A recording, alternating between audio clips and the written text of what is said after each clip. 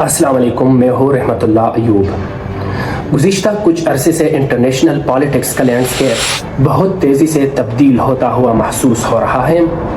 اس وقت دنیا کی بڑی طاقتیں، خاص طور پر امریکہ اور چین، ایک دوسرے کے مقابلے میں کھڑی نظر آتے ہیں۔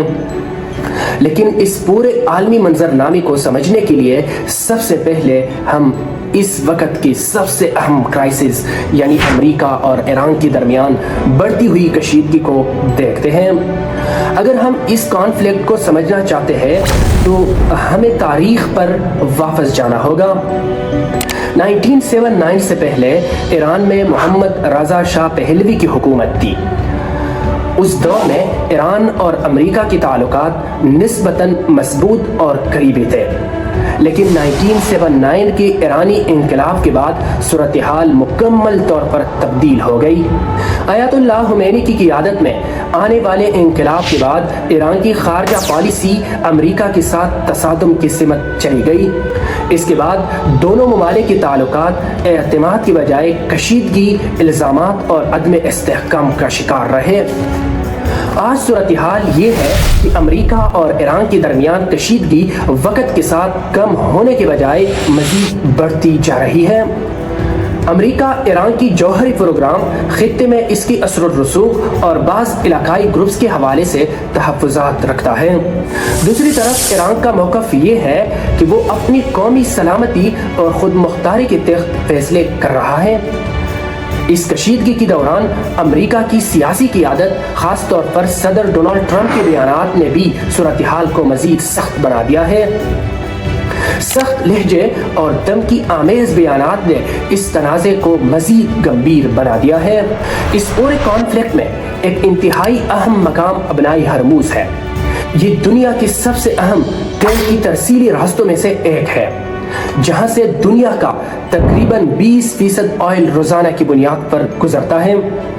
امریکہ کا موقف یہ ہے کہ اس خطے میں آزادانہ بحری آمد و رفت برقرار رہنی چاہیے تاکہ عالمی توانائی کی سپلائی متاثر نہ ہو، جبکہ ایران اسٹریٹ آف ہارموز کو اپنے موقف کے حق میں ایک طاقتور دباؤ کے طور پر استعمال کر رہا ہے جو عالمی منڈیوں پر براہ راست اثر انداز دکھائی دے رہا ہے۔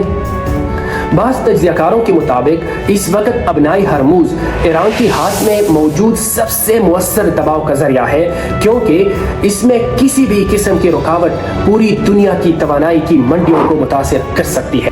اگر اس پوری تصویر کو مزید وسیع کرے تو اصل طاقت کی کشمکش امریکہ اور چین کے درمیان نظر آتی ہے۔ یہ معاملہ صرف تجارت تک محدود نہیں بلکہ عالمی اثر و رسوخ اور مستقبل کی قیادت کا معاملہ بھی ہے۔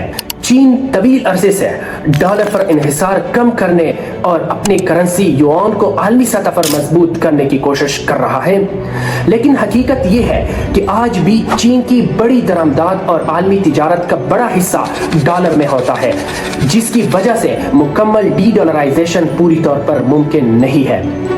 ایک سال پہلے دونوں ممالک کے درمیان تجارتی جنگ، ٹیکنالوجی کی پابندیوں اور سیکورٹی خدشات نے تعلقات کو مزید پیچیدہ بنا دیا تھا۔ غالباً 50% ٹیرف چین پر لگائے گئے تھے۔ اسی پس منظر میں جب امریکی صدر کا چین کا دورہ ہوتا ہے تو اسے صرف ایک سفارتی ملاقات نہیں سمجھا جاتا بلکہ ایک اہم سفارتی گفتگو کے طور پر دیکھا جاتا ہے جس کی اثرات پوری دنیا پر پڑ سکتے ہیں۔ اس ملاقات میں عام طور پر 4 بڑے موضوعات پر بات کی گئی: ایران اور مشرق وسطی کی صورتحال، artificial intelligence, semiconductor, rare earth minerals. سوال یہ ہے کہ آخر کار AI، سیمی کنڈکٹر اور ریئر ارتھ منرل آخر اتنے اہم کیوں ہیں؟ آج کی دنیا میں طاقت صرف فوجی نہیں رہی بلکہ ٹیکنالوجی اور وسائل بھی طاقت کا بنیادی حصہ بن چکے ہیں۔ آرٹیفیشل انٹیلیجنس مستقبل کی معیشت اور دفاع دونوں کو تبدیل کر رہی ہے۔ سیمی کنڈکٹر وہ بنیادی ٹیکنالوجی ہے جن پر پوری جدید ڈیجیٹل دنیا قائم ہے، اور اس کے ساتھ ریئر ارتھ منرل وہ خام مواد ہے جن کی بغیر موبائل فونز، الیکٹرک گاڑیاں، missile systems, AI services, drones اور جدید ٹیکنالوجی کے بے شمار مصنوعات بنانا تقریباً ناممکن ہے۔ اسی لیے یہ تینوں شعبے عالمی طاقتوں کے لیے غیر معمولی اہمیت رکھتے ہیں۔ دلچسپ بات یہ ہے کہ دنیا کی تقریباً 60% مائن اور تقریباً 90% پروسیسنگ چین کے پاس ہے۔ اسی وجہ سے امریکہ بھی اس شعبے میں بڑی حد تک چین پر انحصار کرتا ہے۔ چین کی معیشت اگرچہ ابھی مکمل طور پر ڈالر سسٹم سے آزاد نہیں ہو سکی، لیکن وہ آہستہ آہستہ اپنی کرنسی اور عالمی اثر و رسوخ کو بڑھانے کی کوشش کر رہا ہے۔ یہی وہ مقام ہے جہاں امریکہ اور چین کے درمیان اصل کشمکش سامنے آتی ہے۔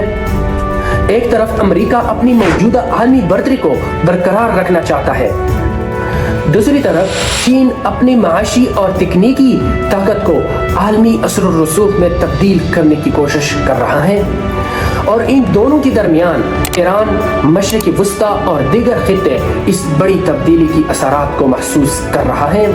اصل سوال یہ نہیں کہ دنیا میں کشیدگی ہے یا نہیں، اصل سوال یہ ہے کہ کیا یہ بڑی طاقتیں اپنے اختلافات کے باوجود کسی بڑے تصادم سے بچ پائے گی یا نہیں۔